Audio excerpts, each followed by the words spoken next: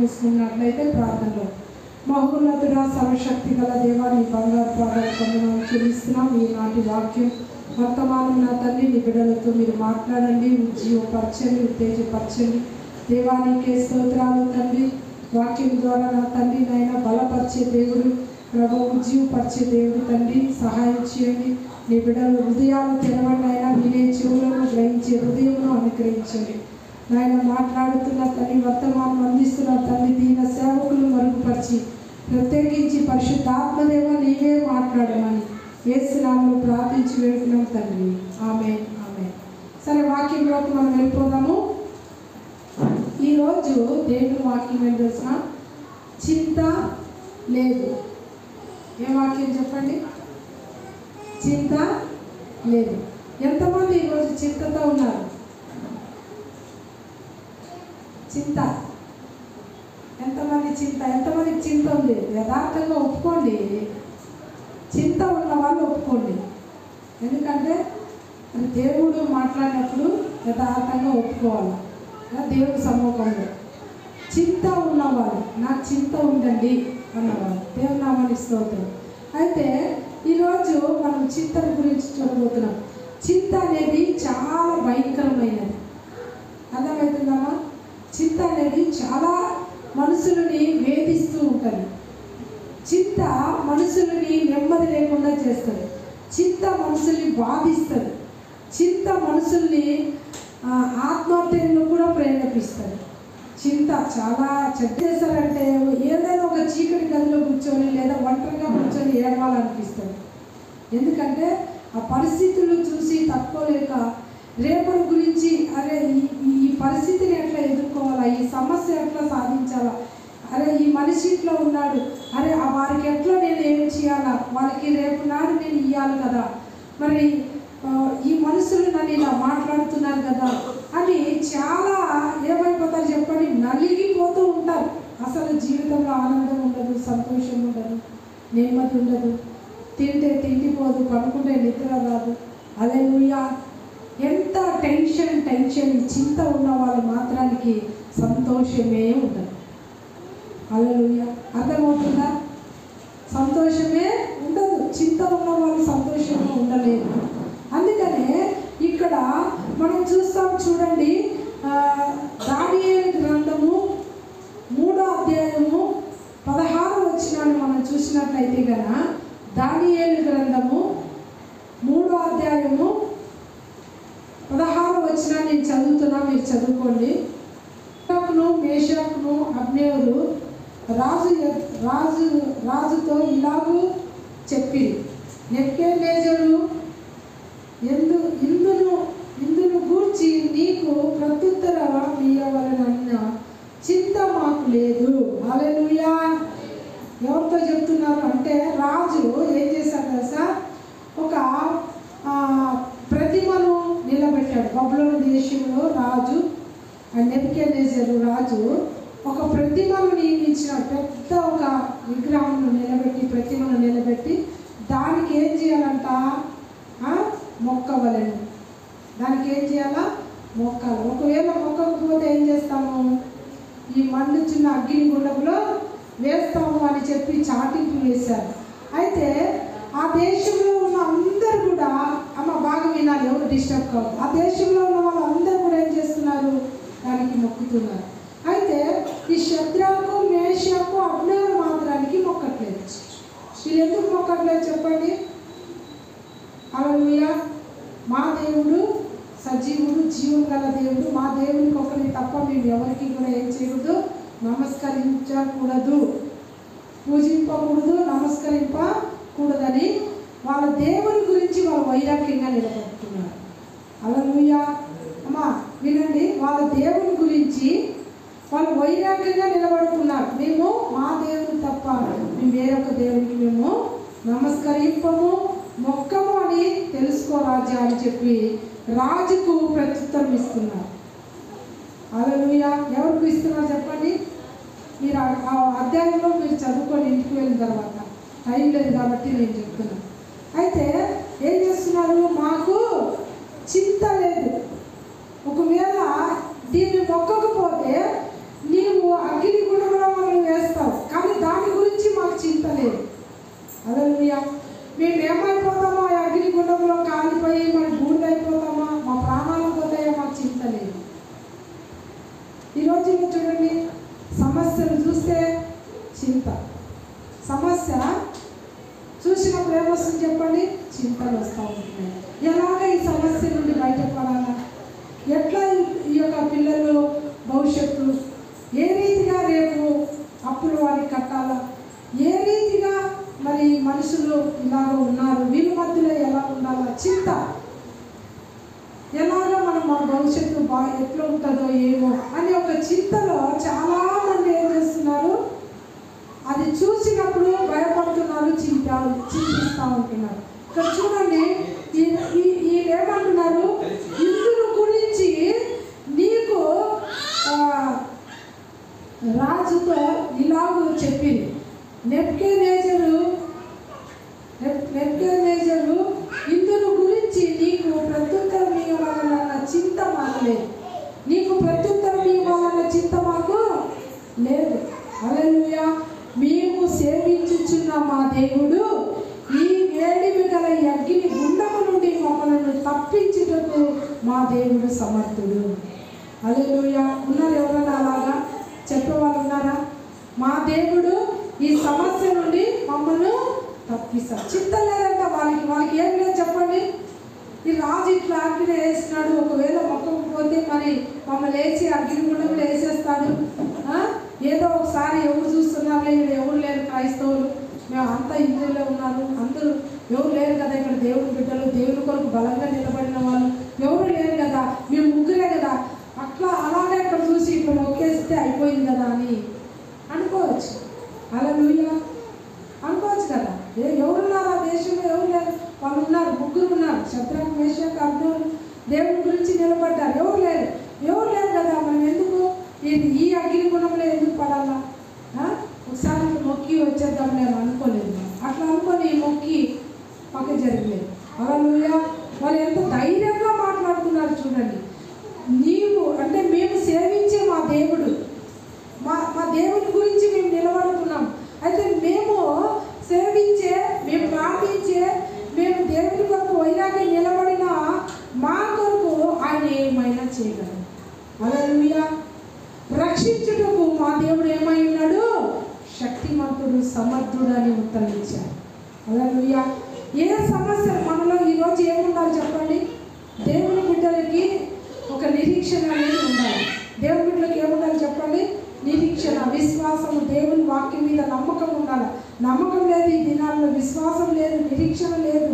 ఎట్లా ఉన్నారంటే నిరీక్షణ లేకుండా, నమ్మకం లేకుండా ఉంటున్నారు కాబట్టి చింతిస్తూ ఉంటున్నారు.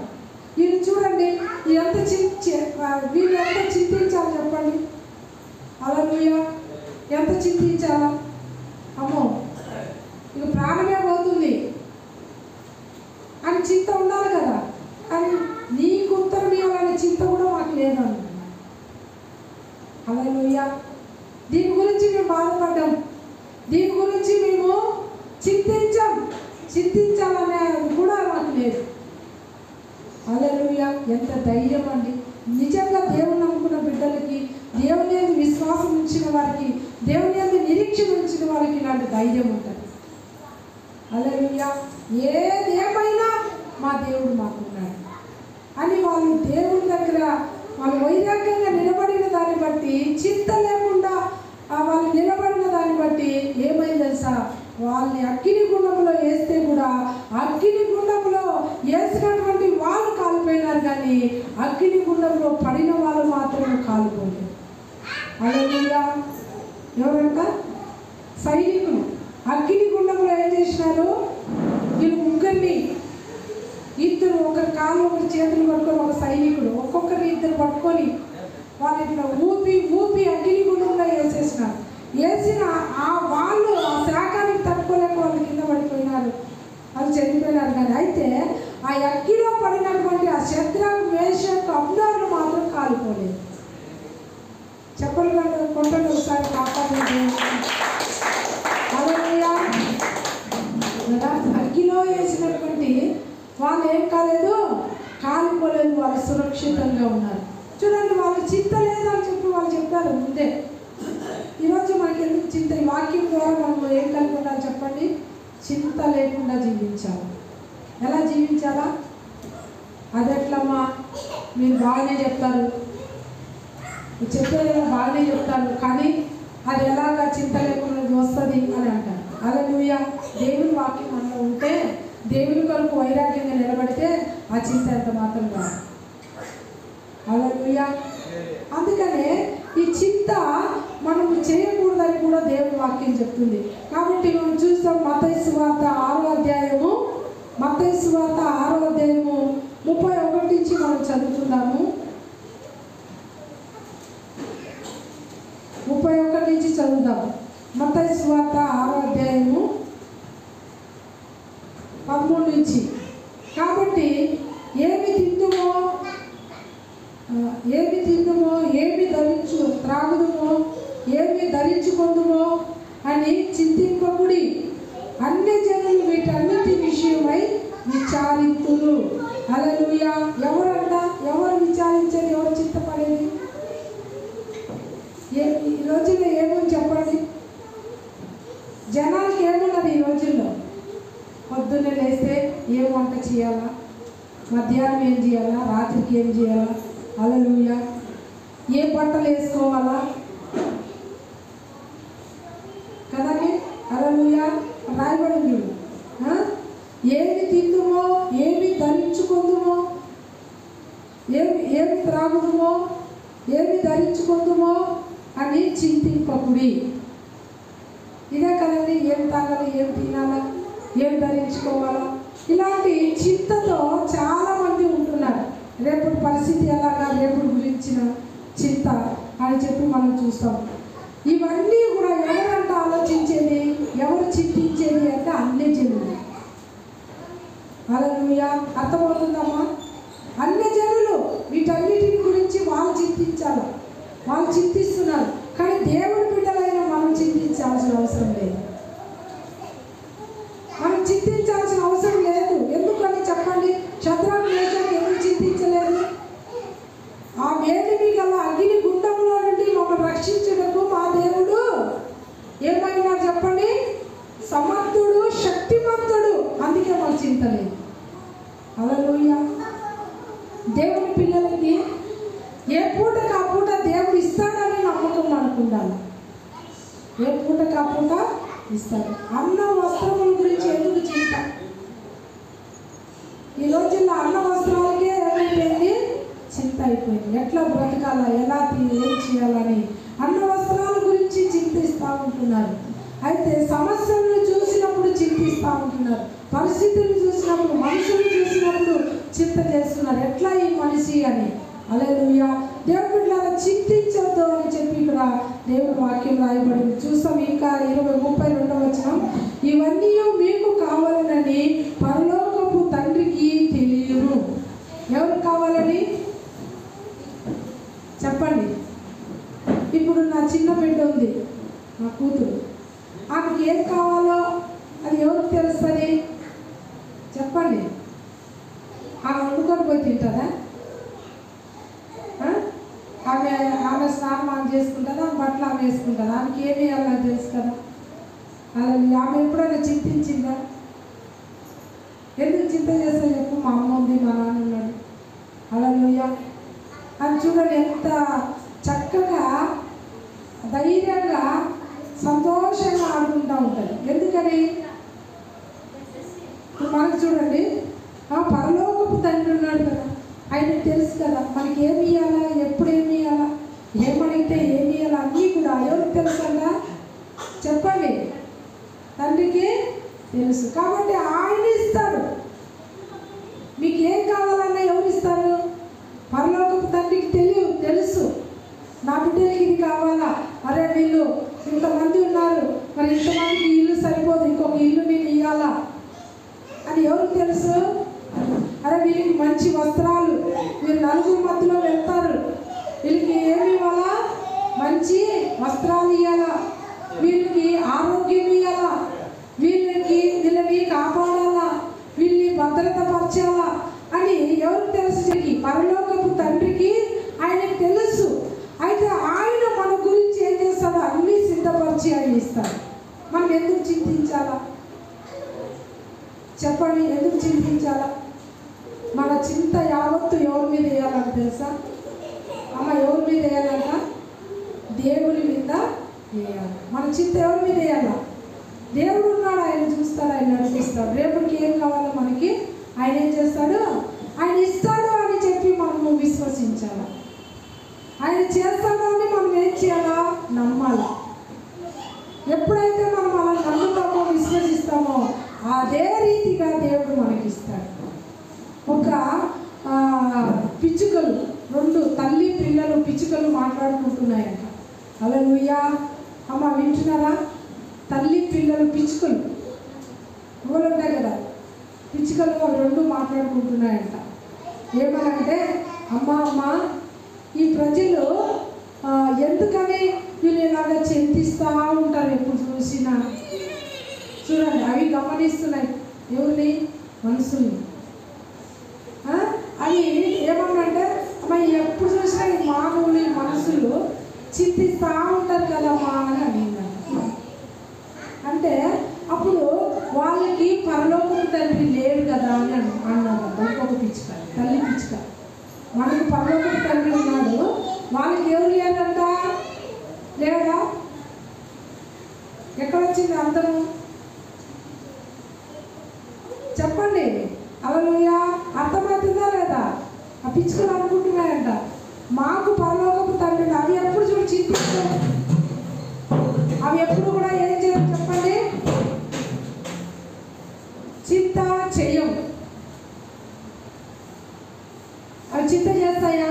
బైబిల్లో రాయబడి ఉన్నది చూడండి. కాబట్టి మీరు ఆయన రాజ్యం ఇంకా పైన వెతికితే తెలుస్తుంది. ఆకాశ పక్షులు చూడుము, అవి కోయవు, విత్తవు. నేను అలాగే చెప్తున్నా మత్తయి సువార్తలో. ఆకాశ పక్షులు చూడుము, అవి కోయవు, విత్తవు, వాటిని పోషించే పరలోకపు తండ్రి మిమ్మల్ని పోషించగలరు. అందుకే అంటున్నాయి అన్నమాట, మనకి పరలోకపు తండ్రి ఉన్నాడు, వీళ్ళకి ఏమి లేడు? పరలోకపు తండ్రి లేడు. లేడా? ఉంటే ఎందుకు చింతిస్తున్నాం? హల్లెలూయా చెప్పండమ్మా. వాటికి ఉన్నాయన్న పరలోకపు తండ్రి, మాట్లాడుకుంటున్నారు, కానీ మనకి లేడా? అవి ఎప్పుడైనా చింతించినాయా? మాకు తిండి లేదు, మాకు ఆహారం లేదని చింతించినాయా? అవి చేసే పనులన్నీ ఏంటి చెప్పండి? దేవుని స్తుతిస్తాయి. చాలా శక్తివంతమైన వాక్యం. ఏం చేస్తాయి చెప్పండి? దేవుణ్ణి స్తుతిస్తూ ఉంటాయి. దాని భాషలో చూడండి, పొద్దున్నే తెల్లవారుగానే అవి దాని సౌండ్ పడుతూ ఉంటుంది. ఎట్లా చెప్పండి? కిచు కిచు కిచు కిచు కిచు కిచు కిచు కిచు కిచు అంటూ ఉంటాయి. విన్నారా అమ్మ? పిచ్చుకలు సౌండ్ పడుతూ ఉంటాయి. కాకులు చూసినావా? అరుచుకుంటూ వెళ్తూ ఉంటాయి. ఎందుకు? కాకులు ఏమంటాయి చెప్పండి? కర్తావే కర్తావే కర్తావే. కావు కావు అంటే కర్తావే కర్తావే అని అర్థం. అంటే కర్తావే అంటే ఏంటిది? దేవుడా దేవుడా దేవుడా దేవుడా అని స్తుతిస్తాయి అంటారు. అందుకని ఎప్పుడైనా మీరు కాకులు పిలిచి అన్నం పెట్టారా? చెప్పండమ్మా. కాకులు పిలిచి పెట్టారా అన్నము? ఎవరు పెట్టలేరు. పిచ్చుకలకి ఎవరన్నా ఆహారం పెట్టినారా? ఎవరు ఇంట్లో పిలిచి పెట్టారా? కానీ అవి ఎప్పుడు చింతించి. ఎందుకు? పరలోకపు తండ్రి మాకేమి ఇస్తాడు? ఆహారం ఇస్తాడని ఆ పిచ్చుకలు దేవుని నమ్మి స్తుతిస్తున్నాయి. మనము చింతిస్తున్నాం, అవి చింతించట్లేదు. కాకుల సంగతి విచారించి చూడండి, దానికి కొట్టు లేదు, గరుసు లేదు. మనలాగా సంచి పట్టుకొని పోయి అంగిడి ముందర, అమ్మ వినండి, మనలాగా సంచి పట్టుకొని పోయి అంగిళ్ళ దగ్గర వెళ్ళి కొనుక్కొచ్చి వండుకొని తినేది లేదు. కానీ వాడికి దేవుడు ఏమి ఇస్తున్నాడంట? ఆహారాన్ని ఇస్తూ ఉంటున్నాడు. దేవుడు వాళ్ళకి ఆహారాన్ని ఇస్తూ ఉంటున్నాడు. కాబట్టి దేవుడిలారా ఇంకా మనం చూస్తాము, అడవి పువ్వుల గురించి కూడా దేవుడు చెప్తా ఉంటున్నాడు. దేని గురించి? అడవి పువ్వులు, అడవి గడ్డి. అడవిలో పువ్వులు చూసినారా ఎన్ని రకాలు ఉంటాయో, ఎన్ని రంగులు ఉంటాయి. హల్లెలూయా. మా అర్థమవుతుందా? ఎవరైనా పోయి రంగు వేసారా దానికి? పువ్వులు ఒక్క పువ్వులోనే ఎన్ని రకాల రంగులు ఉంటాయి చూసినారు మీరు? ఒక్క పువ్వులోనే ఎన్ని రంగులు ఉంటాయి. అయితే దేవుడు అంటాడు, ఈ రోజుండి రేపు పొయ్యిలో వేయబడే అడవి గడ్డినే దేవుడు అంత అలంకరించినాడంటే మీకు ఆయన అన్న వస్త్రం ఇయ్యడా? చెప్పండి. హల్లెలూయా. ఇప్పుడు పువ్వు ఇప్పుడు పూస్తుంది, సాయంత్రం మధ్య అది ఏమైపోతుంది చెప్పండి? వాడిపోతుంది. దానికే దేవుడు అంత వైభోగం ఇస్తే మనకి ఎందుకు ఇవ్వడు? ఇస్తాడా? ఇవ్వడా? ఖచ్చితంగా ఆయన మనకేమి ఇస్తాడు? మనకు కావాల్సినవన్నీ కూడా ఆయన మనకి ఇస్తాడు. అయితే మనం ఎందుకు చింతించాలా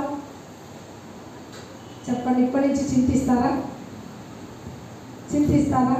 చింత వచ్చింది అంటే సాతాను వచ్చి చెవులు ఊదుతున్నాడని అర్థం చేసుకోండి. చింత వచ్చిందంటే ఎవరు వచ్చినారు? సాతానుడు వచ్చి చెవులో ఊదుతున్నాడు, ఒరే చింతించరా బాబు అని. ఎందుకంటే చింతలో నువ్వు పడినావనుకో వాళ్ళ సంకలు ఎగరేస్తారు. మనం ఏడుస్తూ మన దుఃఖంతో మన సమస్యలో బాధలో ఉంటే వాళ్ళకి సంతోషం, మనము సంతోషంగా ఉంటే దేవునికి సంతోషం. మనం ఆనందంగా ఉంటే సాతానికి దుఃఖం, సాతానికి భయం. అయితే అందుకనే చింత మనం పడాలి. ఏం చేయాలి చెప్పండి? మనము చింతించాలి. మనం చింతిస్తే వానికి సంతోషం అవుతుంది. హల్లెలూయా. అందుకని చింతను చూపెట్టి చింతనే మనకు తీసుకొచ్చి వాడు మన సంతోషాన్ని మన ఆనందాన్ని దొంగిలిస్తాడు. దొంగ దోచుకోవడానికి మరి హత్య చేయడానికి తప్ప ఇంకా దేనికి రాడంట. దేనికి వస్తాడని చెప్పండి? దొంగ సైతాను. దొంగ అంటే ఎవరు చెప్పండి? సాతాను. వాడు ఎందుకు వస్తాడు? నీ సంతోషాన్ని దోచుకోవాలి, నీ ఆనందాన్ని దోచుకోవాలి. ఇంట్లో భార్య పిల్లలు సంతోషంగా ఉండకూడదు, ఇంట్లో ఆరోగ్యంగా ఉండకూడదు, ఇంట్లో నెమ్మదిగా ఉండకూడదు. హల్లెలూయా. ఇంట్లో అందరూ కూడా ఏం అనుభవించాలా చెప్పండి? నరకం అనుభవించాలా? చింతించకుండా కూర్చోవాలా, ఒక్కరినొక్కరు తిట్టుకోవాలా, ఒక్కరినొక్కరు ఏం చేసుకోవాలా? దూషించుకోవాలా, ఒక్కరినొక్కరు కసురుకోవాలా, ఒకరినొకరు ముఖము మార్చుకోవాలి. అలా చేస్తే వాళ్ళకి సంతోషం. అలానే జరుగుతూ ఉంటుంది. ఎందుకంటే సైతానుడు చేసే పని ఇది అని ఎవరైతే తెలుసుకొని వాళ్ళు చింతించకుండా వారి కార్యాలను పసిగట్టినారనుకో వాళ్ళు మాత్రమే సంతోషంగా ఉండగలుగుతారు. హల్లెలూయా. గతంలో చాలా బాధపడేదాన్ని, గతంలో చాలా చింత, చాలా బాధ. నాకు ఎవరు సరిగా రాకపోయినా ఏమైపోయింది చెప్పండి? మందిరానికి ఎవరైనా రాకపోతే ఒక బాధ, ఎవరైనా వెళ్ళిపోయినారనుకోండి ఒక బాధ, ఆర్థికంగా కొంచెం ఫైనాన్షియల్గా ఏమైనా ఇబ్బందులు కలిగిందనుకో ఒక బాధ. హల్లెలూయా. అసలు దినమంతా బాధే. ఇంకా ఎవరో ఒకరి నుంచి అదే నెలకి 30 రోజులు వస్తే 30 రోజులు కూడా దుఃఖమే.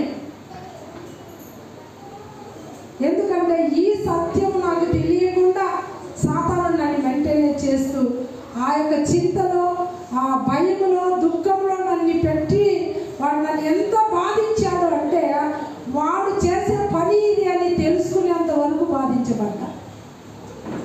ఉన్నారు ఎవరైనా అలాగా? హల్లెలూయా. ఉన్నారా?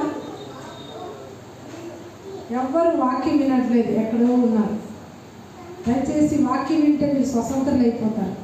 వాక్యం విన్నారనుకోండి మీరు దీవించబడతారు. వాక్యం విన్నారనుకోండి మీరు ఆనందంగా ఉంటారు, సంతోషంగా ఉంటారు. హల్లెలూయా. ఒక్కరున్నా ఇద్దరు విన్నా చాలా సంతోషం. ఎందుకంటే 30 రోజులు ఉంటే 30 రోజులు దుఃఖమేనా? ఎందుకు చెప్పండి? వాడు వచ్చి బాధ పెడతా ఉంటాడు, ఏదో ఒకటి.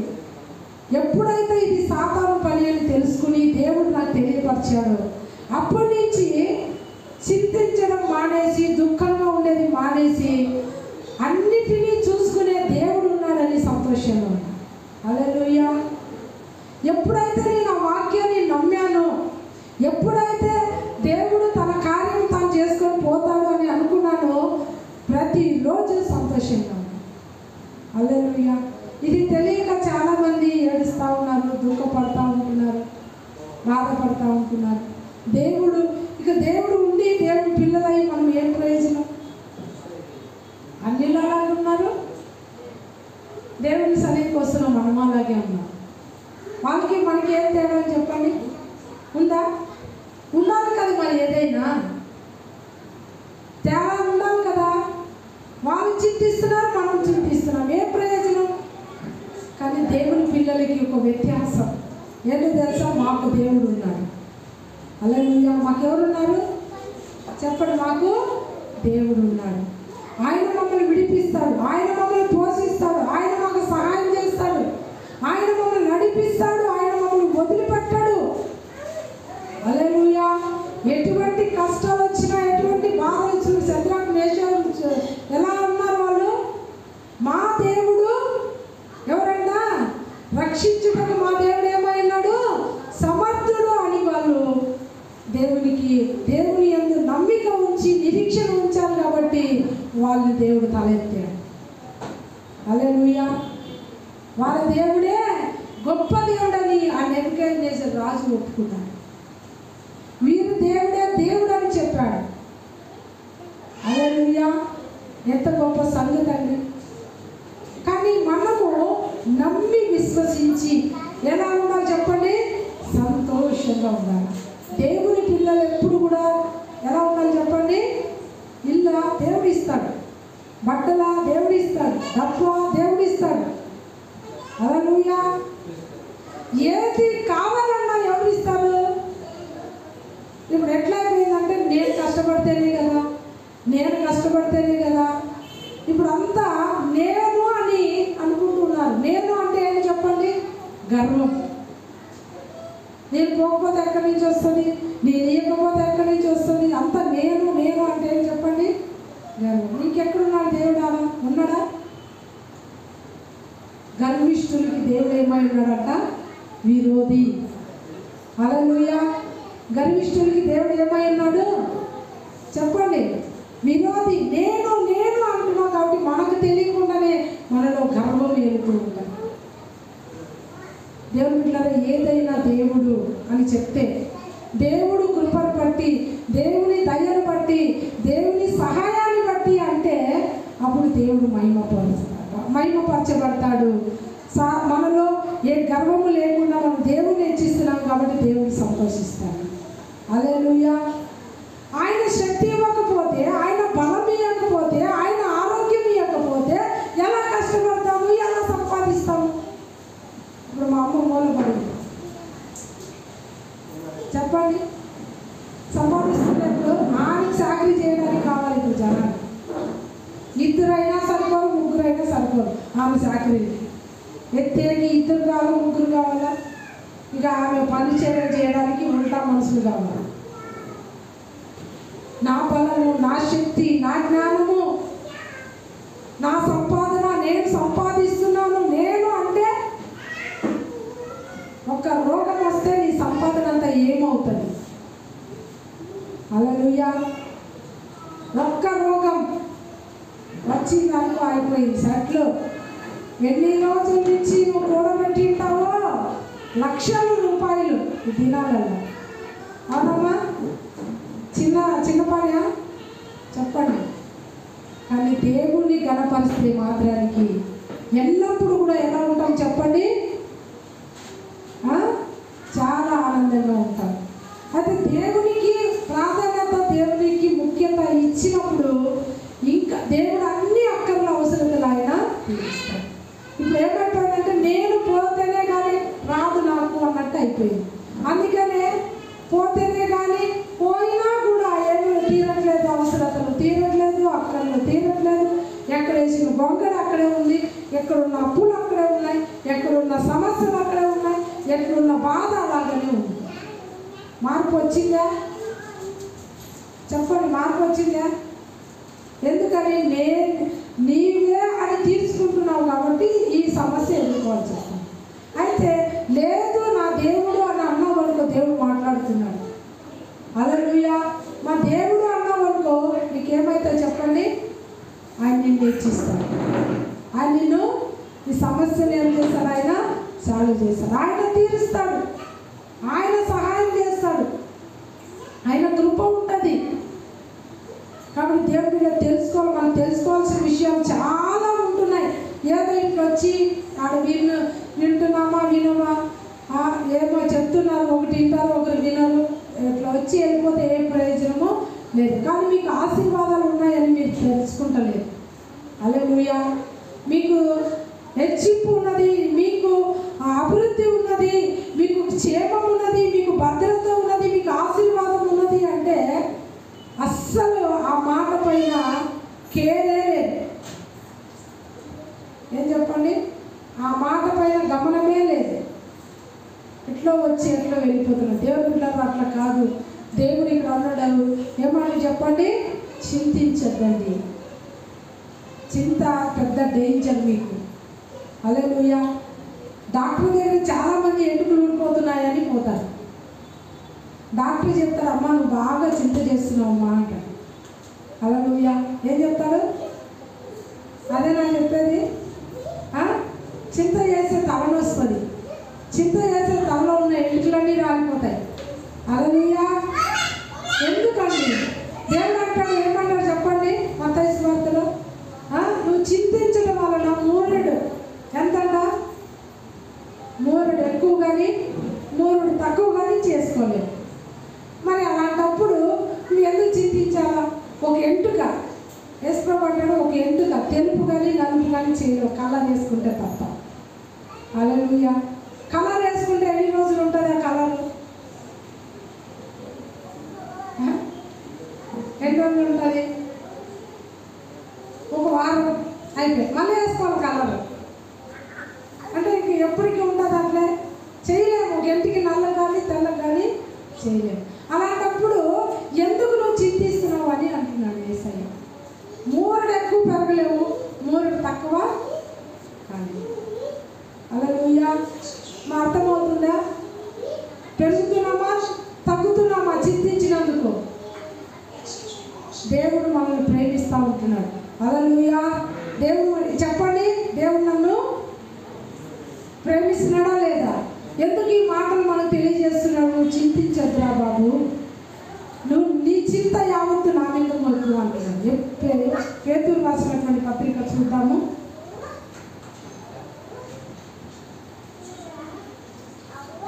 పేతురు రాసిన పత్రిక 5వ అధ్యాయం, మొదటి పేతురు రాసిన పత్రిక 5వ అధ్యాయము 7వ వచనం.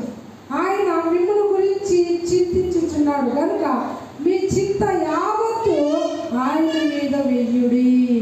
హల్లెలూయా. చెప్పండి కట్టాలి ఒకసారి దేవుడు. ఎవరిని వేయాలంట చింత? ఎవరు చింతిస్తున్నారు మన గురించి? నా గురించి చింతించే వాళ్ళే లేరనుకుంటాం మనం. శిష్యులు అలాగే ఉన్నారు. శిష్యులు యేసు ప్రభుతో కూడా ఉన్నారు. హల్లెలూయా. యేసు ప్రభు ధోనిలో ఉన్నాడు. యేసు ప్రభుతో కూడా శిష్యులు ఉన్నారు. అయితే అక్కడ గాలి తుఫాను లేచింది. గాలి అలలు లేచినప్పుడు యేసు ప్రభు అమర మీద ఆయన పడుకొని ఉంటే యేసు ప్రభువును లేపి ఏమంటున్నారంటే, ప్రభువా మేము నశించిపోతున్నాం, నీకు చింత లేదా అని అడుగుతున్నారు వాళ్ళు. హల్లెలూయా. ఈరోజు చాలా మంది ఎలా ఉన్నారంటే, దేవునికి మా పైన చింత లేదు, కరుణ లేదు, దయ లేదు అంటున్నారు. హల్లెలూయా. ఎందుకు? సమస్యలు బట్టి వాళ్ళు మాకు దేవుడు ఉన్నాడు అంటే సమస్యలు రాకూడదు అని. సమస్యలు వస్తే దేవుడు మాకు లేడని అర్థము. హల్లెలూయా. అమ్మ, సమస్యలు వస్తే దేవుడు లేడని అర్థము. సమస్యలు వచ్చినప్పుడే దేవుడు ఎక్కువగా మనతో ఉంటాడు. హల్లెలూయా. ఆ సంగతి తెలుసుకోండి. ఇప్పుడు చూడండి, బిడ్డ ఏడ్చేటప్పుడు తల్లి ఎత్తుకుంటుందా? ఏడకుండా ఆడుకుంటున్నప్పుడు ఎత్తుకుంటుందా? చెప్పాలా అందరూ? ఆరోగ్యంగా ఉన్నప్పుడు దగ్గర ఉంటుందా? ఆడుకుంటున్నప్పుడు దగ్గర ఉంటుందా? చెప్పండి. ఏం అర్థం అవట్లేదా? అనారోగ్యంగా జ్వరం వచ్చిందనుకో, దగ్గు వచ్చిందనుకో, అవి బాగలేదనుకో, ఎక్కడుంటుంది తల్లి? బిడ్డ ఏడుంటుంది? ఒడిలో ఉంటుంది. అయితే ఆడుకుంటూ ఉన్నప్పుడు ఎక్కడో ఉంటుంది. ఏదైనా అనారోగ్యం వచ్చి జ్వరం వచ్చిందానికి ఏడుంటుంది? తల్లి ఒడిలోనే ఉంటుంది. తినిపించేది, తాగిపించేది, పండబెట్టేది అంతా ఆడే. ఇంకా ఏడ చెప్పండి?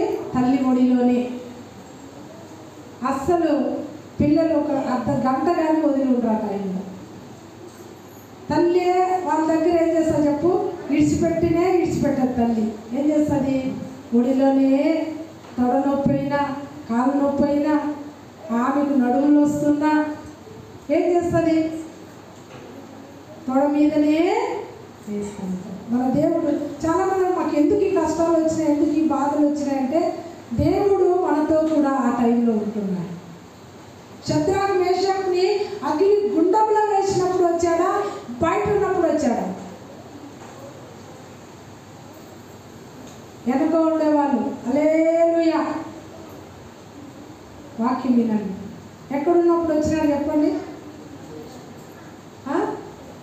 అగ్ని గుండంలో ఉన్నప్పుడు వచ్చినాడా, అగ్ని బయట ఉన్నప్పుడు వచ్చినారా దేవుడు వాళ్ళ మధ్యలోనికి? అగ్గిలో ఉన్నప్పుడు వచ్చారు, అగ్గిలో లేకున్నప్పుడు రాలేదు. అగ్గి లోపల ఉన్నప్పుడు ఎవరు వచ్చినారు చెప్పండి? దేవుడు వచ్చినాడు. సమస్యలో ఉన్నప్పుడు దేవుడు మన పక్కనే ఉంటాడు. ఇది తెలుసుకోవాలి. చాలామంది తెలుసుకోకుండా దేవునికి దూరం అయిపోతుంటారు. దేవుడు నాకు ఎందుకు ఈ కష్టాలు ఇచ్చినాడు, దేవుడు నాకు ఎందుకు ఈ బాధలు ఇచ్చినాడని చాలామంది దేవునికి దూరం అవుతూ ఉంటారు. హల్లెలూయా. దేవునికి దూరం అవ్వకూడదు, కానీ అప్పుడు ఇంకా దేవుడు మనకు తోడుగా ఉన్నాడు. దేవుడు ఆ సమయంలో మాతోనే ఉన్నాడని తెలుసుకోవాలి. ఎక్కడ ఉన్నాడు చెప్పండి? దేవుడు నీ సమస్యలో ఉన్నదని ఆయనకు తెలుసు, నీ బాధలు ఉన్నాయని ఆయనకు తెలుసు. అయితే మరి ఎందుకు కోరుకున్నాడు? నువ్వు దాటాల దాన్ని. హల్లెలూయా. నువ్వు దాటాల దాన్ని, నువ్వు దాన్ని ఎదిరించాలా, దానిపై నువ్వు విజయం పొందాలా. అందుకే దేవుడు నీతోనే ఉంటాడు. ఆయన విడిచిపోయేవాడు కాదు. నీ వల్ల, నీ ద్వారానే దానికి ఏమిస్తాడు చెప్పండి? నీ ద్వారానే తొక్కించి నీకు జయమునిస్తాడు ఆయన. కానీ విడిచిపెట్టేవాడు మాత్రం కాదు. సమస్యల్లో మనల్ని ఆయన ఇచ్చి, ఈ లోకంలో మీకు అనేక శ్రమలు ఉంటాయి, కానీ అవి మీకేమీ కూడా చెయ్యవు. అయితే ధైర్యం తెచ్చుకోండి, అవి మీకేమీ చేయవు. నేను జయించిన లోకాన్ని మీరు కూడా జయిస్తారు.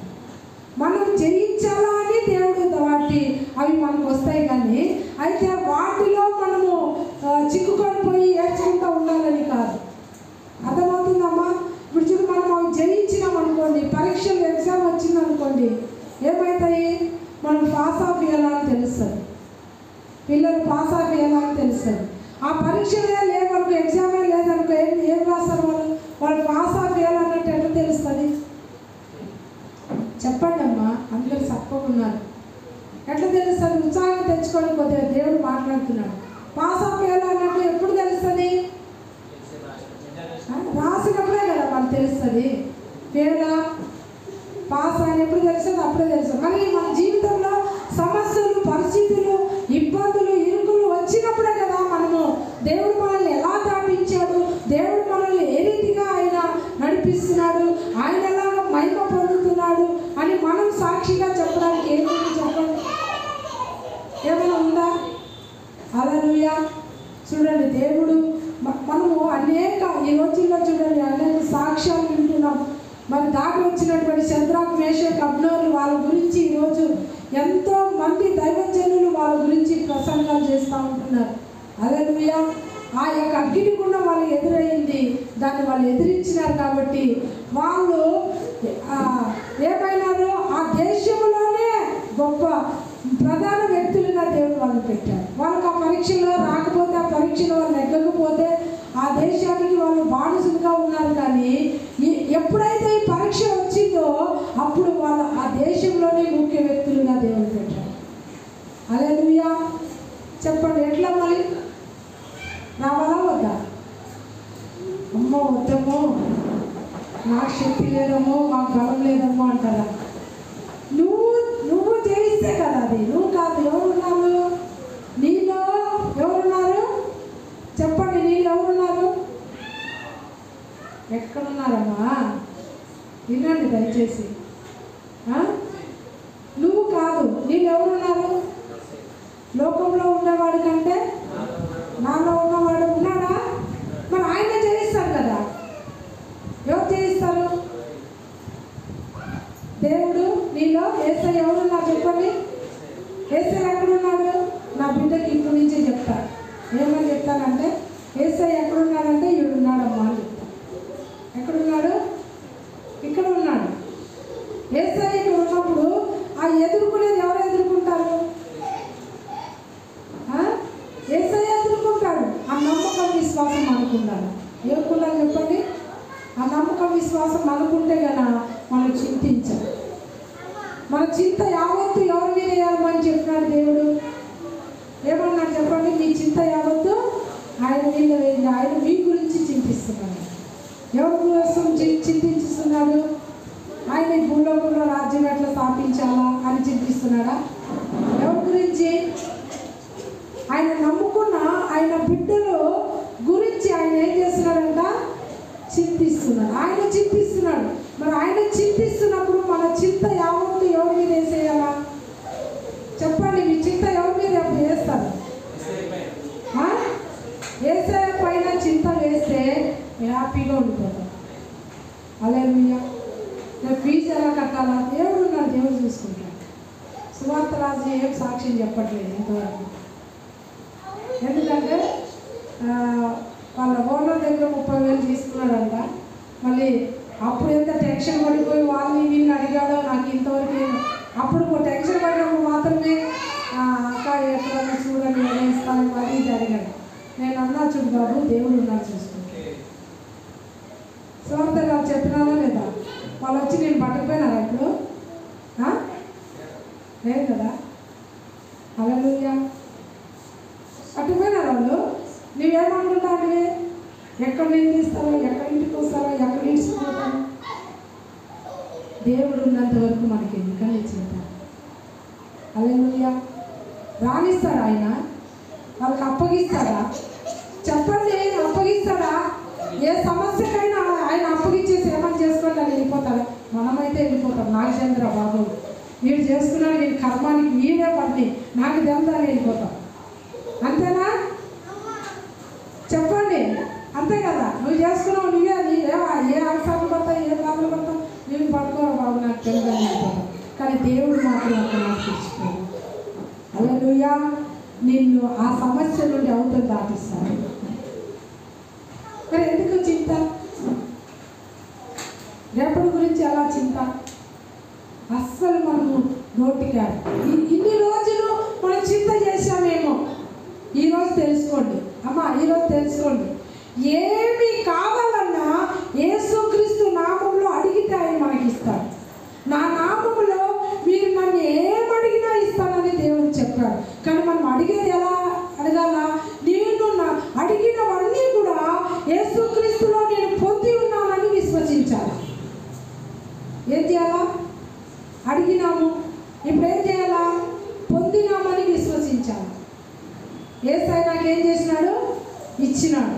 యేసయ్య నాకు ఇచ్చినాడు. ఇచ్చినందుకు నీకు స్తోత్రం అని చెప్పాలా? చెప్తారు ఎవరన్నా అలాగా? ప్రభువా, ఈ సమస్య నుండి నన్ను విడిపించినావు, ఈ బాధ నుండి నన్ను విడిపించినావు, ఈ కష్టం నుండి నన్ను విడిపించినావు, నీకు స్తోత్రం ప్రభువా అని ఉదయం లేచి నువ్వేం చెప్పాలి చెప్పండి? దేవుడికి ఏం చేయాలా? బైబిల్లో సంఖ్యాకాలంలో 6వ అధ్యాయంలో ఉంటుంది. ఏం తెలుసా? ఎరికో కోట అడ్డు వచ్చింది. ఎవరికి? ఇశ్రాయేలు ప్రజలకి ఏమొచ్చింది? ఎరికో కోట అడ్డు వచ్చింది. ఆ కోట ఎలా ఉంటుందంటే అసలు ఆ కోట మీద ఆ కోట అంటే ఆ యొక్క పట్టణం చుట్టూ కోట కట్టుకొని ఉంటారు. ఆ పట్టణంలోకి ఏ శత్రువులు రాకుండా కోట కట్టి ఉంటారు. దాని మీద అమ్మ వినండి, ఆ కోట మీద అంటే ఆ గోడ మీద ఒకేసారి 12 గుర్రములు కలిగినటువంటి రథాలు వెళ్తాయి. అంటే అంత పెద్ద ఎడల్పుగా ఉంటుంది, అది పెద్దగా ఉంటుంది.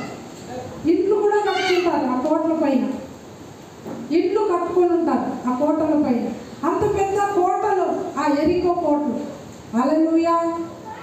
అంత పెద్ద కోటలు దేవుడు ఏమన్నాడు అంటే, యోషువకు దేవుడు చెప్పాడు, నీవు ఈ కోటని ఎలాగా మేము దాటగలము, ఇవి ఎలాగా కోటను దాటుకొని మేము ఈ పట్టణాన్ని ఎలా స్వాధీనపరచుకోవాలని నువ్వు చింతించదు.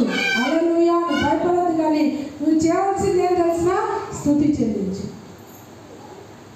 హల్లెలూయా. ఏం చెల్లించాలన్నా ఏముండాలి చెప్పండి? దేవుడి పిల్లల నోట్లో ఏముండాలా? దేని గురించి కూడా చింతించద్దు, కానీ స్తుతి చెల్లించు. అంత పెద్ద కోట ఎవరు కూర్చుంటే ఏ బుల్డోజర్ వచ్చి గుద్దినా అలా రాదు, అయ్యదు. హల్లెలూయా. ఈ రోజుల్లో బుల్డోజర్లు ఉంది కదా, దాంతో మరి పడదోయచ్చు కదా కోటలు, అయ్యే పని కాదు. కానీ ఎప్పుడైతే దేవుడు చెప్పాడు, ఎవరితో? యోషువతో దేవుడు అన్నాడు, నువ్వేం చేయాలా? రోజు ఆ కోట చుట్టూ ఏం చేయాలా? యాజకులు ముందర బూరలు ఊరుకుంటూ వెళ్ళాలా. ఇజ్రాయెల్ ప్రజలు వెనక, యాజకులు ముందరు, ఇజ్రాయెల్ ప్రజలు వెనకాల ఏం చేయాలి తెలుసా? స్తుతి చెల్లించుకుంటూ వెళ్ళాలి. ఆ ఎరికో కోట చుట్టేయాలి. రోజుకొకసారి, ఎన్నిసార్లు? రోజుకొకసారి. అలాగా 6 రోజులు చేయాలా. 7వ రోజు ఏం చేయాలా? అమ్మ బాగు వినండి. 7వ రోజు ఏం చేయాలా? 7 సార్లు తిరగాలి. 6 సార్లు తిరిగేసి 7వ రోజున 6 సార్లు తిరిగేసి 7వసారి ఏం చేయాలా? గట్టిగా బూరలు ఊది గట్టిగా మీరు స్తుతించాలి. అంతే. ఎవరైనా చేస్తారంట, మేము చెప్తే మీరు చేస్తారంట? చెయ్యండి. చేస్తే విజయాన్ని చూస్తారు. ఏం చూస్తారు? చెయ్యరు. ఎందుకంటే సాతాను చెయ్యనియడు. ఇక్కడి నుంచి మీరు ఇంటికి పోయే లోపల దాన్ని మర్చిపోయేలా చేస్తాడు. దాని మీద ఇంకా గమనం లేకుండా చేస్తాడు. ఇక్కడే గమనం లేదు, ఇంటి దాకా పోతుంది అది వాక్యము కదా. ఇక్కడే గమనం లేదు వాక్యం మీద, ఇక్కడే వదిలిపెట్టేస్తారు. ఇంకా ఇంటి దాకా మోసుకొని వెళ్తారు మీరు. స్తోత్రం దేవునికి. హల్లెలూయా. కానీ ఎవరైతే మోసుకొని వెళ్ళి అలా చేస్తారో వాళ్ళ జీవితంలో అద్భుతం చూస్తారు. హల్లెలూయా. అది ఎంత పెద్దదైనా కానీ నేను సవాలు ఇస్తా.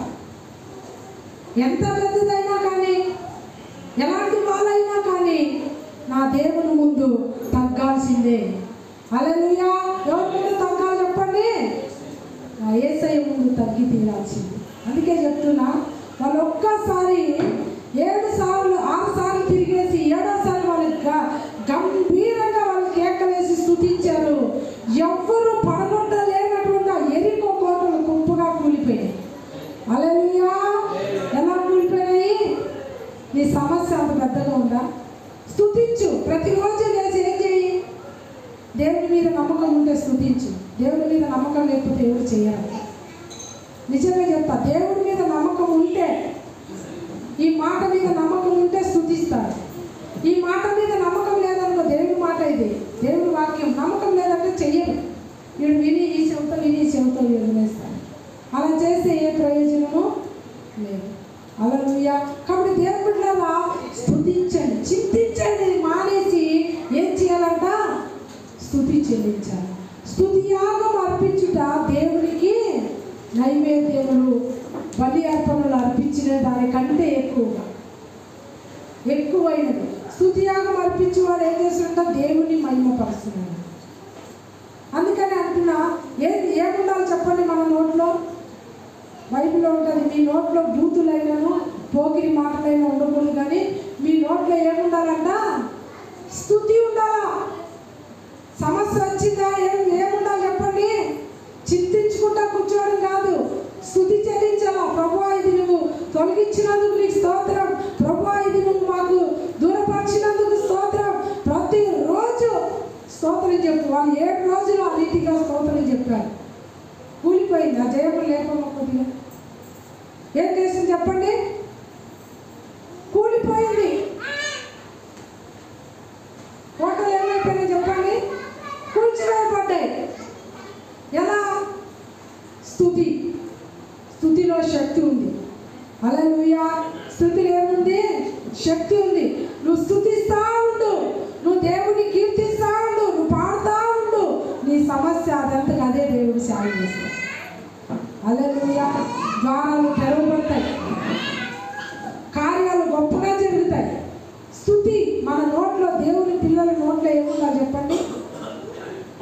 ఎప్పుడు కోపం చేసుకుంటా, ముడుచుకొని, ముఖం ముడుచుకొని, మూతి ముడుచుకొని, సరుగుడు గొనుగుడు. ఈ సరిగి గొనిగే ఇజ్రాయెల్ ప్రజలు ముప్పు తెచ్చుకున్నారు. కానాను దేశంలో ప్రవేశించకుండా మధ్యలోనే రాలిపోయినాడు. హల్లెలూయా. ఏమైనా చెప్పండి, సనిగేది గొనిగేది సనుగుడు గొనుగుడు మంచిది కాదు. ఎప్పుడు మనసుని అది పీల్చేస్తుంది, పిప్పి చేస్తుంది, వేరే వాళ్ళకి హాని చేస్తుంది. మనం దేవుడి పిల్లలైన వాళ్ళు ఇతరులకి ఆశీర్వాదకరంగా ఉండాలా, ఇతరుల్ని సంతోషపరిచే వాళ్ళుగా ఉండాలా, ఇతరుల్ని ఆనందపరిచే వాళ్ళుగా దేవుడి పిల్లలు మనం ఉండాలా.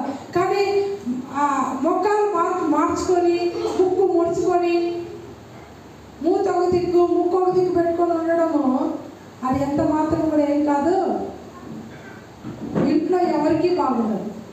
హల్లెలూయా. బాగుంటుంది ఎవరికైనా? ఎవరైనా సంతోషంగా ఉంటారా? ఆ సంతోషం లేనిది ఎందుకు చేయాలా? ఎందుకు చేయాలి చెప్పండి? స్తుతి చెల్లించాలి. ఏం చెల్లించాలా? స్తుతి. దేవా నీకు స్తోత్రం, ఏ దానికైనా నీకు స్తోత్రం. ఈ మారని వ్యక్తిని నువ్వు మార్చినందుకు స్తోత్రం ప్రభువా, ఈ సమస్యను తొలగించినందుకు నీకు స్తోత్రం ప్రభువా, నా చింత యావత్తు నీ మీద ఏమన్నా నేను వేస్తున్నా నీకు స్తోత్రం తండ్రి. నాకు ఈ పరిస్థితులు గుండా మమ్మల్ని దాటించినందుకు నీకు స్తోత్రం అని చెప్పి దేవునికి స్తుతి చేయండి, మంచిది చేయండి. మంచి చేయమనేది దేవుడు, చెడ్డ చేయమనేది సైతాన్. ఇదొక్కటి మా ఇదన్నా తెలుసుకోండి. కొన్ని ఏది వింటారో ఏది విడుస్తారో కానీ దేవుడు బిడ్డలారా, మంచి చేయమనేది దేవుడు, చెడ్డు చేయమనేది ఎవరు చెప్పండి? సాతానుడు. అలిగి తిండి తినకుండా నిద్రపోకుండా ఇతరుల్ని బాధించుకుంటూ ఉండమనేది ఎవరంటే సాతానుడు. స్పష్టంగా సాతానుడు. దేవుడు మనం ఆనందకరమైన జీవితాన్ని జీవించాలని కోరుకుంటాడు కానీ ఆయన మన దుఃఖముతో బాధతో ఉండాలని కోరుకోడు. హల్లెలూయా. అర్థమవుతుందమ్మా? మన దుఃఖం బాధతో ఉండడం దేవుడికి ఇష్టం లేదు. అందుకనే దేవుడు ఏమంటాడు తెలుసా? నువ్వు క్షమించమంటున్నాడు. ఎందుకు క్షమించమంటున్నాడు? నీవు క్షమిస్తే నువ్వు ఫ్రీ అయిపోతావు. లేదా ఆ క్షమించలేదనుకో మనుషులు వచ్చినప్పుడంతా, లేదా మరి అది ఏదైనా గుర్తు వచ్చినప్పుడంతా కూడా ఎవరు కాలిపోతారు చెప్పండి? బాధ లోపల. అవన్నీ క్షమించేయాలా, మర్చిపోవాలా. క్షమించేయాలని దేవుడు చెప్తున్నాడు. ఎందుకంటే మనం మేలు కోరి చేస్తాం, అట్లా చెయ్యాలి. హల్లెలూయా. దేవుడు ఎప్పుడు చేయాలి, మంచి చేయాలి, సహాయం చేయాలి. ఇతరులకు ఏం చేయాలి చెప్పండి? సహాయం చేయాలి. ఎప్పుడు సంతోషంగా ఉండాలా, ఆనందంగా ఉండాలా. దేవుడు ఇచ్చిన ఈ జీవితం, ఈ యొక్క దినము మనం ఏం చేయాలి చెప్పండి? ప్రతిరోజు ఆనందిస్తూ సంతోషించాలి దేవుళ్ళు. హల్లెలూయా. దేవుడు అదే కోరేది. మనం ప్రతిరోజు కూడా ఎలా ఉండాలని కోరుకుంటాడు దేవుడు? సంతోషంగా ఉండాలి. పొద్దున్న లేస్తే అనుకోవాలా, ప్రభువా ఈరోజు నేను సంతోషంగా ఉంటాను.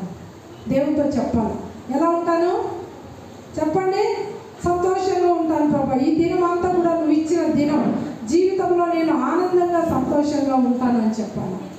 అలా ఎప్పుడైతే మనం చెప్తామో అప్పుడు మనం సంతోషంగా ఉండగలుగుతాం. ఒక తీర్మానం తీసుకోవాలా, ఒక నిర్ణయం తీసుకోవాలా. ఏం నిర్ణయం తీసుకున్నా చెప్పండి? నేను బ్రతికినంత కాలం ఎలా ఉంటాను చెప్పండి? ఎలా ఉంటాను? దుఃఖంగా ఉంటానా, సంతోషంగా ఉంటానా? అశోక్ ఒక్కడే సంతోషమా? మిగతా కాదా? నిజంగా దేవుళ్ళు మనం ఆనందిస్తే అన్నీ వస్తాయి. ఆనందిస్తే దేవుళ్ళు ఏం చేయాలా? ప్రతి దినం దేవుడు ఇచ్చిన కృప మా వరం అది. ప్రతి దినము ఏం చెప్పండి? దేవుడు ఇచ్చిన దినము అది వరంగా భావించాలా. ఆ దినమున ఏం చేయాలి చెప్పు? దినమంతా సంతోషంగానే ఉండాలి. దుఃఖపడకుండా బాధపడకుండా ఉండకూడదు. దుఃఖపడేది బాధపడేది ఉండమని చెప్పేది ఎవరంటే సైతాన్ తప్ప వేరే ఎవరు కూడా చెప్పారు. హల్లెలూయా. చూడండి, దుఃఖంగా సంతోషంగా మీరు ఉంటే కదా, చింత చేయకుండా ఉంటే మీరు ఆరోగ్యంగా ఉంటారు. హల్లెలూయా. చింత చేయకుండా, దుఃఖంగా ఉండకుండా, ప్రతి విషయంలో దేవుని స్తుతిస్తూ గణపరుస్తూ ఉంటే ఎలా ఉంటారు చెప్పండి? ఆరోగ్యంగా ఉంటారు. ఇప్పుడు దుఃఖం వచ్చింది, చింత వచ్చింది, అన్నం తినేది మానేస్తారు, నిద్ర మానేస్తారు. ఏమొచ్చేస్తుంది? ఏమొస్తుంది చెప్పండి? అనారోగ్యం వస్తుంది. హల్లెలూయా. అనారోగ్యం. అందుకనే మీరు ఎల్లప్పుడూ ఆనందంగా ఉండమని ఎవరు చెప్తున్నాడు? అపోస్తలుడైన పౌలు గారు ఫిలిప్పీయులకు ఎవరు ఆనందించారంట? ఎవరు ఆనందించారా? మా కష్టం మీకుంటే తెలిసేది, మా బాధ నీకుంటే తెలిసేది. హల్లెలూయా. కష్టం బాధ ఎవరికి లేదు చెప్పండి? ఎవరు ఉన్నారా ప్రపంచంలో? పసిపిట్ట మొదలుకొని సత్య ముసలోడు దాకా ఏదో ఒకటి హల్లెలూయా ఉన్నాయి కదా, అందరికీ ఉన్నాయి. కానీ ఆ బాధలు ఉన్నప్పుడే మనం సంతోషంగా ఉండాలి. ఎందుకు? అది మనల్ని ఏం చేయాలి? మన నమ్మకం ఎవరి మీద? మన విశ్వాసం ఎవరి మీద? చెప్పండి, ఎవరి మీద? దేవుడి మీద వేసి మనం సంతోషంగా ఉండగలిగితే కదా ఆరోగ్యంగా ఉంటాము. ఇంట్లో ఒక చిన్న పరలోకంలాగా ఉంటుంది. హల్లెలూయా. ఎప్పుడు ఏదో ఒకటి అది లేదు ఇది లేదు టంకా టుస్కా అనుకుంటా ఇంట్లో భర్త ఒక దిక్కుంటే భార్య ఒక దిక్కు, భార్య ఒక దిక్కుంటే పిల్లలు ఒక దిక్కు. నాకు అది తెచ్చి అని పిల్లలు, నాకు ఇది తెచ్చి అని భార్య, భర్త ఏమో నాకు అది వండి పెట్టలేదు, నేను కోరుకుంది వండి పెట్టలేదు, నాకు నువ్వు సరిగ్గా చూడలేదు. హల్లెలూయా. ఇవే గొడవలండి ఎక్కడ చూసినా.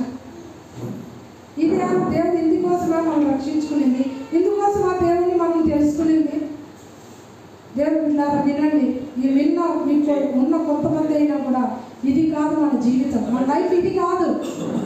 వెండి మనకు సంతోషాన్ని ఇవ్వదు, బంగారం మనకు ఆనందాన్ని ఇవ్వదు, ఆస్తులు అంతస్తులు చీరలు బట్టలు మనకు ఆనందాన్ని ఇచ్చేట్టుగా ఉంటే ఇంకెందుకండి? హల్లెలూయా. చాలామంది వాటి కోసము ఆనందాన్ని కోల్పోతూ ఉంటారు, సంతోషాన్ని కోల్పోతూ ఉంటారు, బాధను భరిస్తూ ఉంటారు. అయ్యో నరకం అనుభవిస్తున్నారు. గతంలో నేను అలాగే ఉండేదాన్ని, కానీ ఈరోజు ఎంత సంతోషంగా ఉన్నానంటే నేను చెప్తే మీరైనా నమ్మరు. చాలా నాకు ఏం లేదు కానీ ఆయన సంతోషం. హల్లెలూయా. ఎందుకు చెప్పు? దేవుడు ఉన్నాడు. ఎవరున్నారు? దేవుడు ఉన్నాడు. ఆయన అన్నీ కూడా ఆయన ఇస్తాడు, ఇచ్చినాడు. ఏది లేకపోతే ఏమి మనకి సంతోషం? దేవునికి స్తోత్రం. ఒళ్ళు కప్పుకోవడానికి పట్టు చీరలే కావాలా? చెప్పండి అమ్మా, పట్టు చీరలే కావాలా ఒళ్ళు కప్పుకోవడానికి? మామూలు చీరతో ఒళ్ళు కప్పుకోకూడదా? బ్రతకడానికి రోజు మటన్ బిర్యానీ తినాలా? చెప్పండి, రొట్టి చట్నీ తినచ్చు కదా. అందుకని అంటారు భగవాన్ ఇంట్లో కోడిన కూడా మాంసం తినే కంటే సంతోషంగా ఉన్న ఇంట్లో రొట్టి చట్నీ తినడం మంచిది. హల్లెలూయా. ఇట్లా కచాముష అనుకుంటా ఉండి బాధ పెట్టుకుంటా, మనల్ని మనం బాధ పెట్టుకుంటా రోజు బిర్యానీ తింటే ఏం ప్రయోజనం? చెప్పండి అమ్మా, ప్రయోజనం ఉందా? ఏం ప్రయోజనం? నెమ్మది లేని ఇంట్లో ఉండేదానికంటే నెమ్మది లేని పెద్ద బంగ్లా అయినా ఏ ప్రయోజనం? పట్టు పరుపు ఉండొచ్చు, ఎన్నో గదులు ఉండొచ్చు ఇంట్లో, ఏ ప్రయోజనము ఉందా? ప్రయోజనం ఉందా? చెప్పండి. దేవుడు ఏం కోరుతాడు తెలుసా? మనం కూడా ఏం కోరుకోవాలి తెలుసా? బ్రతికినంత కాలము ఎలా ఉండాలా? చెప్పండి, సంతోషంగా ఉండాలి. ఇదే మనిషికి భాగ్యం. ఏం భాగ్యం అంట? ఏం భాగ్యము? ప్రసంగి చెప్తుంది. అది అన్ని సూర్యుని కింద నరుడు పడే ప్రయాసం అంతా వ్యర్థమేనంట. హల్లెలూయా. సూర్యుని కింద నరుడు పడే ప్రయాసం అంతా వ్యర్థమంట. అయితే మనకి ఏం మేలు అంటే లాస్ట్లో చెప్తాడు, వాడు బ్రతికినంత కాలం అన్న వస్త్రములు తిని సుఖంగా సంతోషంగా ఉన్నదే వాడికి మేలు. ఏం చెప్తాను చెప్పండి? వాటి గురించి ఈ రోజుల్లో చాలా నెమ్మది కోల్పోతున్నారు, సంతోషాన్ని కోల్పోతున్నారు, ఆనందాన్ని కోల్పోతున్నారు. మంచిది కాదు అని దేవుడికి సెలవిస్తూ ఉంటున్నారు. ఈ మాటలు మీకు సరిపోకుండా ఉండొచ్చు, కానీ సరిపోయినా సరిపోకపోయినా ఇది సత్యం. హల్లెలూయా. ఇది మాత్రం ఏం చెప్పండి? సత్యం. కానీ మనిషి అన్నిట్లో ఉన్న దాంట్లో తృప్తిగా ఉండడమే సంతోషం. హల్లెలూయా. లేని వాటి కొరకు బాధపడేది కంటే ఉన్న వాటిని చూసుకొని సంతోషపడడం దేవుని ఎంతో తృప్తికరం. ఇది ఉన్న వాళ్ళు లేని వాళ్ళని చూసుకోవాలి ఒకసారి. ఎవరిని చూడాలి చెప్పండి? లేని వాళ్ళు ఉన్నారు కదా. మనకు సైకిల్ ఉంది కానీ ఆ సైకిల్ కూడా లేని వాళ్ళని చూస్తున్నాం కదా. మనకి కనీసం ఇంత ఇల్లు ఉంది, అది కూడా లేని వాళ్ళు ఎంతమంది ఉన్నారు? ఉన్నారా లేదా? మనకు అదన్నా ఉంది కదా, అది బట్టి తృప్తి చెందొచ్చు కదా. హల్లెలూయా. లేని దానికి బాధపడే కంటే ఉన్నదాన్ని చూసి దేవుడికి స్తోత్రం చెప్పడం మంచిది కదా. సంతోషంగా ఉండగలుగుతాం. హల్లెలూయా. ఈ దినాల్లో ఎట్లయిపోయినారంటే అసలు ఏ ఇంటికి వెళ్ళినా ఏ మనిషిని గెలిపినా దుఃఖము బాధ. ఎందుకో బాధపడేది, ఎందుకు దుఃఖపడాలా? దేవుడు అన్ని ఇచ్చినాడండి, అయినా కూడా ఏమో బాధ. ఎందుకు బాధపడుతున్నారు? సత్యం తెలుసుకోవాలి. చింతించద్దని యేసయ్య చెప్తున్నాడు. ఎందుకు చింతిస్తాను? చింత మాకు లేదని చెప్పాలా? ఎందుకు చింతించాలా? ప్రాణం పోతుందని చింత, ప్రాణాన్ని ఇచ్చే దేవుడు ఉన్నాడు. హల్లెలూయా. మనకి రక్తం కార్చిన దేవుడు ఉన్నాడు, మనల్ని కాపాడే దేవుడు ఉన్నాడు, మనల్ని గట్టెక్కించే దేవుడు ఉన్నాడు. ఎందుకండి చింత, ఎందుకు బాధ చెప్పండి? హల్లెలూయా. సంతోషంగా ఉండాలి. ఎలా ఉండాలి చెప్పండి? చిరునవ్వుతో ఈ భూమి మీద ఉన్నంత కాలం కూడా ఎలా ఉండాలి చెప్పండి? సంతోషంగా ఉండాలి, ఆనందంగా ఉండాలి. అదే మనకు భాగ్యం, అదే మనకి. ఒకప్పుడు అలా ఉంటుంది, దేవుడు తెలియదు. ఒకప్పుడు అలా ఉంటుంది, అప్పుడు బాధ, కష్టము, కన్నీరు, ఎందుకంటే విడిపించే వాళ్ళు లేరు. అప్పుడు ఉన్నాం, కానీ ఇప్పుడు ఎందుకు ఉండాలా? ఇప్పుడు మనకు దేవుడు ఉన్నాడు కదా. హల్లెలూయా. అప్పుడు తెలియదు, దేవుడు తెలియదు. నేను గతంలో మాకు అన్నిగా జీవిస్తున్నప్పుడు యేసుక్రీస్తు మాకు తెలియనప్పుడు మేము ఎంతో బాధలు భరించాము. ఎందుకంటే మాకు ఎవరు లేదని మాకు తెలుసు. అయితే ఇప్పుడు మీకు ఎవరన్నా నేను అడుగుతాను, అమ్మ నీకు ఎవరన్నా ఉన్నారా లేరా అని అడిగితే ఏం చెప్తాం? అందరు ఇట్లా పోయినారు కదా, మరి బతికి ఇట్లా అయిందంటే ఏం చెప్తాం? చెప్పండి, త్వరగా చెప్పాలా? పోనీ లేదు దేవుడు ఉన్నాడు అంటారు. ఉట్టి మాటకేనా నిజానికా? చెప్పండి, మాటగా నిజానికా? ఎవరి నోట్లో మాట రాలేదంటే మౌనం అంగీకారమే. దేవునికి స్తోత్రం. మౌనము ఏమిటికంట? అంగీకారం అంటే మీ మౌనం. ఇప్పుడు మనకి ఎవరున్నా లేకపోయినా ఎవరున్నారు? మనకు దేవుడు ఉన్నాడు కదా. కష్టాల నుండి, బాధ నుండి తప్పించడానికి ఎవరున్నారు మనకి? మరి ఆ దేవుని బట్టి సంతోషించవచ్చు కదా, ఆనందించవచ్చు కదా, ఆ దేవుడిలో ఎంజాయ్ చేయొచ్చు కదా. దేవుని బిడ్డలారా, ఒకే దావీదు ఎక్కడి నుంచి తీయబడతా అంటే గొర్రెల దొడ్లో నుండి, గొర్రెలు మేపే కాడ నుంచి దేవుడు అతను ఎన్నుకుంటాడు, రాజుగా చేస్తాడు. రాజుగా అయిన తర్వాత ఆ మందసమును యాజకులు తీసుకొని వస్తుంటే, అమ్మ వినండి, మందసము యాజకులు తీసుకొని వస్తుంటే ఈ దావీదు ఏం చేస్తాడు తెలుసా? రాజ వస్త్రాలు తీసివేసి ఆ పాటలు, ఇప్పుడు నేను మీకు ఒక పాటలు పంపిస్తాను, ఆ పాటలు మీరు ఇంట్లో వెళ్ళి చూడండి. ఇప్పుడు నేను పాడినాను కదా, ఆ పాట సైన్యములకు అధిపతి అయిన పాట, మీరు ఆ పాట మీకు పంపిస్తాను, చూపిస్తాను, ఆ పాటలు మీరు వినండి. అయితే దాంట్లో దావీదు ఎట్లా నాట్యం ఆడినారో తెలుస్తుంది, నేను చెప్తే అర్థం కాదు. దావీదు ఏం చేస్తాడు తెలుసా? ఆ మందసము యాజకులు మోసుకొని వస్తుంటే ఆ మందసం ముందర రాజ వస్త్రాలు తీసి అక్కడ పడేసి ఏం చేస్తారు తెలుసా? ఉత్త పైతో, గోసి గుడ్డతో ఉత్త పైతో నాట్యం ఆడుకుంటూ వస్తాడు. హల్లెలూయా. ఏం ఆడుకుంటూ వస్తాడు? నాట్యం ఆడుకుంటూ వస్తాడు. దేవుణ్ణి ఎంత ప్రేమించినాడు అతను. ఈ రోజుల్లో చేతులెత్తి ఆరాధించేదంటే సిగ్గుపడతారు, పక్కన ఏం చేస్తాను. సంతోషంగా ఆరాధించమంటే అసలు ఒళ్ళు కదలు, చేతులు కదలు, స్టిప్గా నిలబడిపోయింటారు. దావీదు ఏం చేశాడు తెలుసా? అమ్మ లేదు, దావీదు ఏం చేసినాడు? అక్కడ గోడ కొనుక్కోకమ్మా, బాగా కూర్చో. దావీదు ఏం చేసినాడు చెప్పండి? నాట్యం ఆడుతూ వచ్చాడు. అది చూసినటువంటి భార్య ఏం చేసింది తెలుసా? మీకాయలని ఆమె ఏం చేసిందంటే దూషించింది. ఎవరిని? దేవుని ముందర అలా నాట్యం ఆడుతూ గోసి గుడ్డతో ఆడుతున్నప్పుడు పనుల మధ్యలో మళ్ళీ ఇచ్చి, సిగ్గులేదా నీకు? అట్లా ఆడతావా? రాజు అయ్యుండి వస్త్రాలు ఇప్పేసి అని అంటాడు. అప్పుడు దావీదు అంటాడు, నాకు చాలా ఇష్టం ఆ మాట. ఎంత ఇష్టం అంటే సామ్యుయేలు, మొదటి సామ్యుయేలు, రెండో సామ్యుయేలు గ్రంథంలో చదివితే ఉంటుంది. ఎంత ఇష్టం అంటే ఏమంటాడు తెలుసా? గొర్రెల అన్ని నేను. ఎక్కడ గొర్రెలు మేపుకుంటూ ఉన్న నన్ను ఆ పాడి గొర్రెలు మేపేది విడిచిపెట్టి ఈ రాజుగా చేసినాడు. ఇంతకంటే ఈయన గతి నాకు వచ్చినా నేను నా దేవుణ్ణి ఆరాధిస్తాను. హల్లెలూయా. అర్థమైందండి?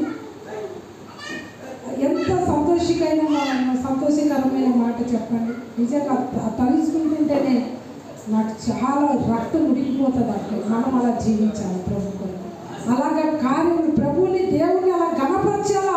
మన కొరకు ఎంత చేసిన దేవుణ్ణి, మనకు ప్రాణం ఇచ్చి రక్తాన్ని కార్చిన దేవునికి మనం ఎంత చేసినా తక్కువనే. ఏమని గతంలో ఎంత ఏడ్చే వాళ్ళము, ఎంత కన్నీరు, ఎంత బాధ మనకునింది, అదంతా మానిపించాడే. మనం మర్చిపోవచ్చు. అదంతా దావీదు మర్చిపోలేదు, నాట్యమాడాడు. అందుకే దేవుణ్ణి అంతగా ఆరాధించాడు. హల్లెలూయా. ఎంతగా ఆరాధించాడు చెప్పండి. బట్టలే, రాజ వస్త్రాలు, కిరీటం అన్నీ తీసుకుపడేశాడు పక్కకి. తన దేవుణ్ణి ఆరాధించడానికి సిగ్గు లేకుండా ఆరాధించాడు. హల్లెలూయా. రోజు కొన్ని పదవి వస్తే చాలు, అబ్బో ఎట్లా, కానీ దేవుడు ఎలా ఆరాధించారు చెప్పండి. ఈరోజు మనము దేవునికి ఎలాంటి ఆధిక్యతను, ఎలాంటి స్థానాన్ని మనం ఇస్తూ ఉంటున్నాం. దేవుడి ద్వారా మనం సంతోషంగా ఉంటున్నాం. ఏదో లేదని బాధపడేదానికంటే ఉన్న వాటిని బట్టి ఏం చేయాలి చెప్పండి అమ్మా. ఉన్న వాటిని, కలిగిన వాటిని బట్టి ఏం చేయాలా? సంతోషించాలి, స్తుతి చెల్లించాలా, దేవుణ్ణి గణపరచాలి. ప్రభువా గతంలో ఇట్లుంటే ఇప్పుడు ఇలాగ చేశాం, నీకు స్తుతులు నాయన అని చెప్పండి. సంతోషంగా ఉన్నాడు. అవంతటికి అన్నీ కూడా సెటిల్ అయిపోయి దేవుడు సెటిల్ చేస్తాడు. ఇప్పుడు ఏదో పరిస్థితిని చూసి కుంగిపోయి చింతపడకుండా బాధపడకుండా ఉండొద్దండి. మీరు స్తుతి చెల్లించండి. మీ నోట ఏముండాలి చెప్పండి. ప్రతి ఉదయం ఏముండాలా అమ్మ? ఏముండాలా? ఏం కావాలన్నా ఎవరిస్తారని నమ్మకం ఉండాలా? దేవుడు ఇస్తాడు. ఏది కావాలన్నా ఆయన ఇస్తాడు. ఆయన ఇచ్చే దేవుడు. ఆయన కుమారుడే మనకి ఇవ్వకుండా ఏమి తిరగలేదంట. ఇంకా మనకి ఏమి ఇవ్వకుండా పోతారు చెప్పండి? ఏమి ఇవ్వకుండా పోతారు? ఆయన సమస్తాన్ని ఆయన ఇస్తాడు. హల్లెలూయా. నిజంగా నా బిడ్డకి ఒక ఫ్రాక్ కొనలేము మేము. అర్థమైందా? ఒక్క ఫ్రాక్ అంటే కొని అంత స్తోమత లేదు.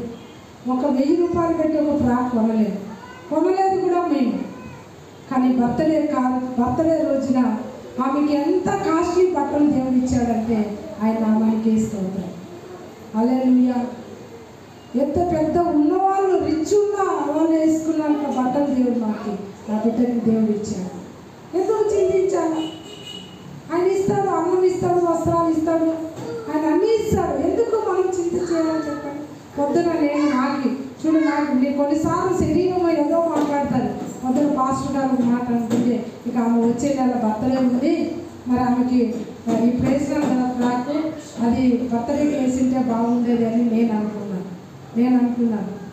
ఎందుకంటే అది చాలా కాస్ట్లీగా రిచ్గా ఉంది కాబట్టి అది మరి ఒకేసారి వేసినాను. అసలు ఇంతవరకు వేయలేదు. అది బర్త్డేకి వేసింటే బాగుంది కదా అని అన్నాను. పాస్టర్ గారు వెంటనే అన్నారు, ఎందుకంటే ఎంతగా మనము చెప్తున్నా, బోధిస్తున్నా ఏదో ఒక విషయంలో పొరపాటు చేస్తూ ఉంటాం. పాస్టర్ గారు అన్నారు, ఎందుకు ఇయ్యడు దేవుడు?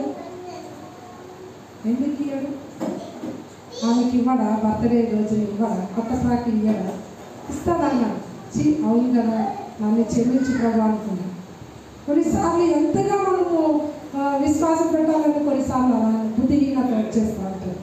ఎందుకంటే దేవుడు ఇచ్చేవాడు ఎవరు చెప్పండి? దేవుడు ఇస్తాడు. ఆయన పరిచర్యలో ఉన్నాం. ఆయనకు తెలియదా మా పిల్లలకి కావాలని? అన్నీ తెలుసు.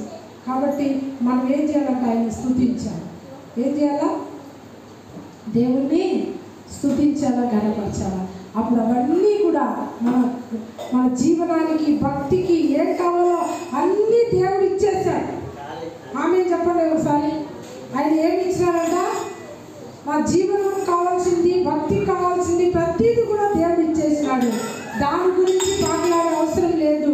దాని గురించి మనం చింతించాల్సిన అవసరం లేదు. అన్నీ ఇచ్చినందుకు మీకు స్తోత్రం ప్రభువా అని చెప్పండి. అంతే. ఏం చెప్పండి? అన్నీ ఇచ్చినందుకు నీకు స్తోత్రం అని చెప్పండి. దేవుడి మాటలు దీవించును గాక. దేవుడు నిజంగా ఎంతగానో ఆయన మాటలను అన్నీ చెప్తున్నాడు. ఓపికగా మరి ఇంతవరకు వాక్యాన్ని విన్నారు. ఈ వాక్యం వ్యర్థం కాకుండా మీ మనసులో దాన్ని భద్రపరచుకోండి. మీరు బయటకు పోగానే సైతాన్ని ఎత్తుకుపోతారు. అందరూ లేచి నిలబడదాం. ఈ వాక్యాన్ని మీ హృదయంలో భద్రపరచుకోండి. మీరు వెండో బంగారం కాదు భద్రపరచుకోవాల్సింది, మీ పట్టాలు ఇంటి పట్టాలు కాదు, దేవుని వాక్యము సాతానుడు ఎత్తుక్కోకుండా మీరు భద్రపరచుకోండి. మీ హృదయాలలో దేవుని వాక్యం భద్రపరచుకోండి. స్తోత్రాలు ప్రభు, ఇంత మంచి వాక్యాన్ని ఇచ్చిన దేవానికి స్తోత్రాలని చెప్పండి. స్తోత్రం అని చెప్పండి. అందరూ కూడా స్తుతులు చెల్లించండి. స్తోత్రం ప్రభు, స్తోత్రం. ఇంత మంచి వాక్యానికి వందనాలు, కృతజ్ఞతలు, స్తుతులు చెల్లిస్తున్నాను ఆయన. ఎంత మంచి దేవుడు ప్రభు, మమ్మల్ని చింతించద్దు అని చెప్తున్నాను ఆయన. స్తోత్రాలు తండ్రి. అన్యజనులు వాటి విషయంలో తండ్రి వాళ్ళు విచారిస్తారు, కానీ మేమైతే ప్రభు నీ నీతి నీ రాజ్యాన్ని ఎత్తమని చెప్పావు తండ్రి. నాయన నీకు స్తోత్రాలు ప్రభు. నీ నీతిని నీ రాజ్యాన్ని వెతికే భాగ్యం ఇక్కడ కూడిన అందరికీ దయచేయండి ప్రభు. స్తోత్రాలు. చింత చేయకుండా నా తండ్రి ప్రభు నీలో జీవించలాగా సహాయం చేయండి నాయన. సంతోషంగా ఎల్లప్పుడూ కూడా సంతోషంగా ఆనందంగా ఉండాలా ప్రభు. చింత అనేది నాయన ఏ ఒక్కరికిలో ఉండద్దు. ఈరోజు నీ వాక్యాన్ని నమ్మాలా తండ్రి. ఈ మాట వారిలో పదే పదే వాళ్ళు గుర్తు రావాలి తండ్రి. మీరే సహాయం చేయండి. ఈ యొక్క మాటలన్నిటిని బట్టి నేను స్తుతిస్తూ మహిమపరుస్తూ యేసు నామములో ప్రార్థించి వేడుకున్నాం తండ్రి. ఆమేన్.